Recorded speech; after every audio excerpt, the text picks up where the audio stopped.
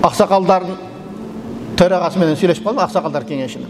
Ошо карлар үйүндө жашаган бир ақсақалдын окуясын айтып берет да. Баягы көңүл чөгүп настроениясы жок дейт да. Эмнеге настроенияң жок? Мындан бала чакаң бар, келиниң бар, кызматын кылып атат го десем, балам ошондой сезилет да силерге, ошентип ойлой берет. Бирок мына тишим түшүп калган, только суюк тамак ичем, коюу тамак жей албаймын.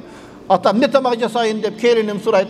Каалагыңды жасай бер дейм. Күндө эле суюк тамак жаса десең, оор келет дейт. Анан коюу тамак жасаса тишим жок, жей албайм дейт. Анан 1-2 сааттан кийин жей албайт дейм. 1-2 сааттан кийин курсагым ачты, келин чай кой десе, жана эле биз менен тамак ишеле, кайра эле чай ичем дей берет деп жаман көрөт дейт.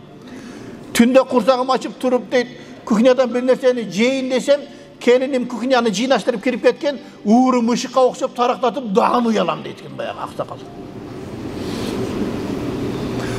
Кемпиримден биринчи кетсем жакшы болмок экен. Же кемпирим болсо, bir sındırım nan bolsa dagы bir çını çay менен экөөбүз коурашып отуруп ичмекпиз деп айтат да. Көрбөйсүздөр. Ошол себептен туугандар, кимиңердин энеңер өтүп кеткен болсо, атаңарды сыйлайм десеңер кемпир алып бергиле. Кемпирдин ордун баса албайсың сен эч качан. 10 келини болсо да кемпирдин ордун баспайт. Ал өзүнүн кемпири. Çay dese çay дейт, дарат десе даратка суу дайындап берет. Аксакалдарга ошол керек.